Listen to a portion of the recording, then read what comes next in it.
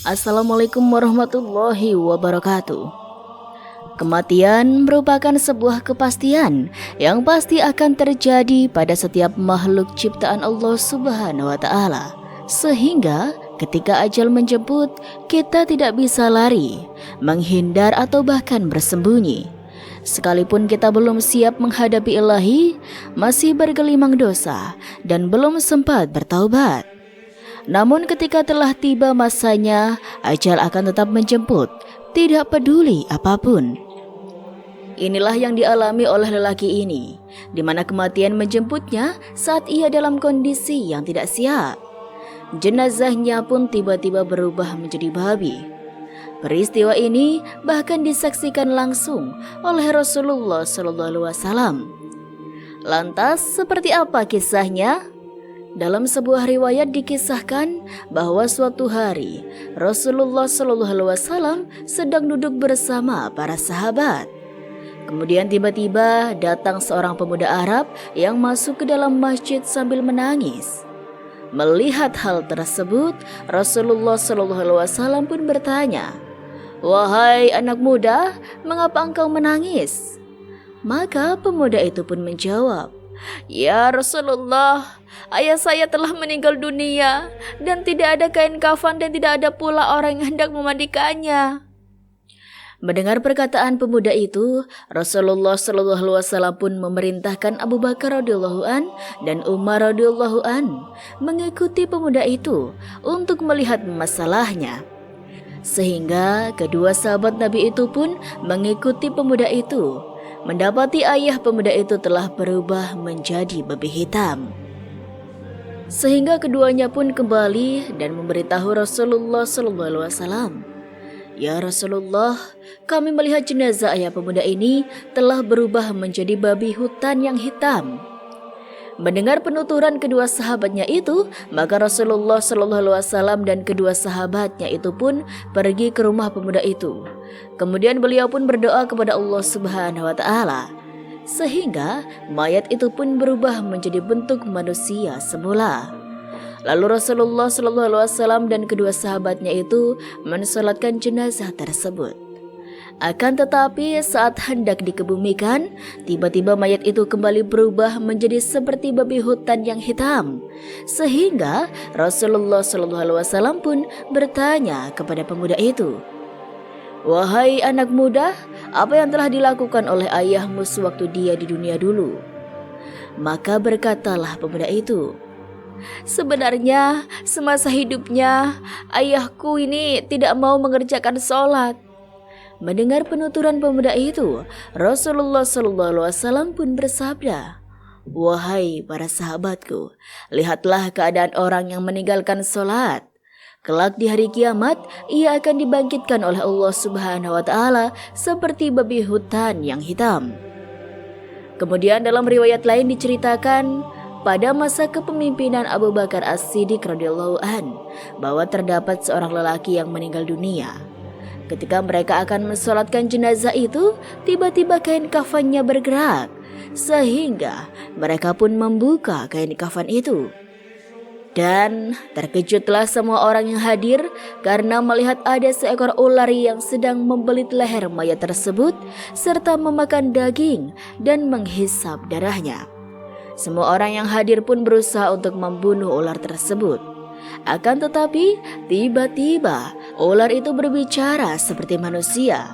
Ular itu berkata, "La ilaha illallah Muhammadur Rasulullah. Mengapa kamu sekalian hendak membunuhku? Aku tidak berdosa dan aku tidak bersalah.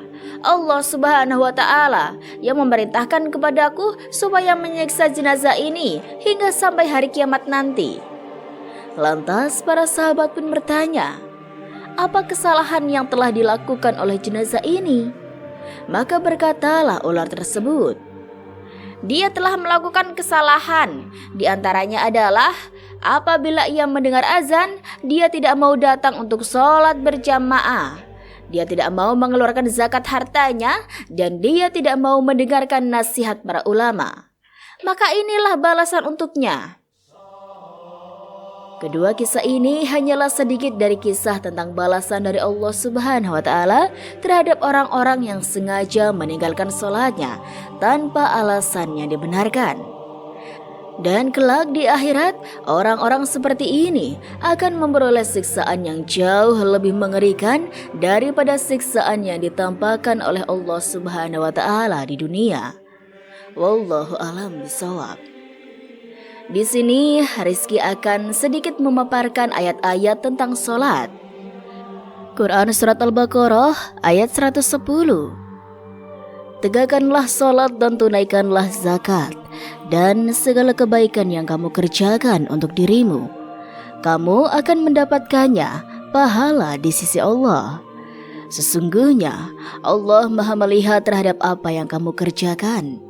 Quran Surat Al-Baqarah ayat 110. Dan orang-orang yang bersabar karena mengharap keridhaan Tuhannya, menegakkan sholat dan menginfakkan sebagian rezeki yang kami berikan kepada mereka, baik secara sembunyi maupun terang-terangan, serta menolak kejahatan dengan kebaikan. Mereka itulah orang-orang yang mendapat tempat kesudahan yang baik.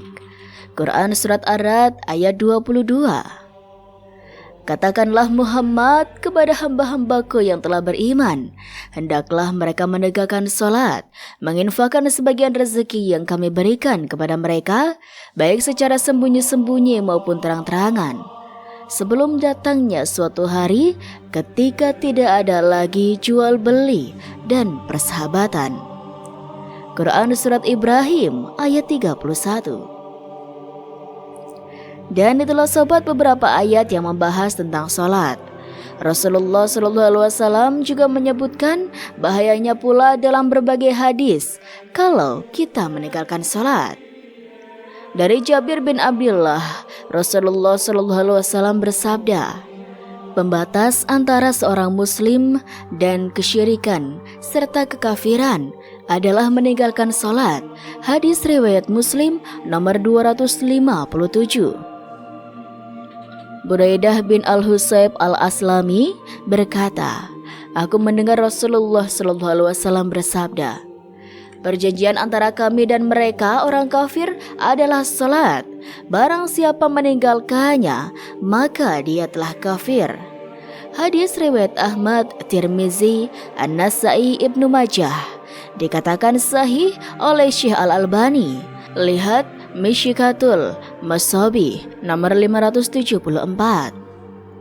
Dari Sauban radhiyallahu an, bekas budak Nabi SAW, beliau mendengar Rasulullah SAW bersabda, pemisah antara seorang hamba dengan kekufuran dan keimanan adalah salat. Apabila dia meninggalkannya, maka dia melakukan kesyirikan. Hadis riwayat At-Tabari dengan sanad sahih. Syekh Al-Albani mengatakan hadis ini sahih. Lihat Sahih At-Targhib wa At-Tarhib nomor 566. Diriwayatkan dari Mu'adz bin Jabal, Rasulullah SAW bersabda, barang siapa meninggalkan salat yang wajib dengan sengaja, maka janji Allah terlepas darinya. Hadis riwayat Ahmad nomor 22.128. Dikatakan Hasan li ghairihi oleh Syekh Al-Albani dalam Sahih At-Targhib wa At-Tarhib nomor 569. Diriwayatkan dari Mu'adz bin Jabal, Nabi SAW bersabda, inti pokok segala perkara adalah Islam dan tiangnya atau penopangnya adalah salat. Hadis riwayat Tirmizi nomor 2825. Dikatakan sahih oleh Syekh Al-Albani dalam Sahih wa Dhaif Sunan At-Tirmizi. Dalam hadis ini dikatakan bahwa salat dalam agama Islam ini adalah seperti penopang atau tiang yang menegakkan kemah. Kemah tersebut bisa roboh atau ambruk dengan patahnya tiang tersebut. Begitu juga dengan Islam, bisa ambruk dengan hilangnya salat. Rasulullah SAW bersabda, barang siapa mengerjakan salat kami, menghadap kiblat kami, dan memakan sembelihan kami, maka dia adalah muslim.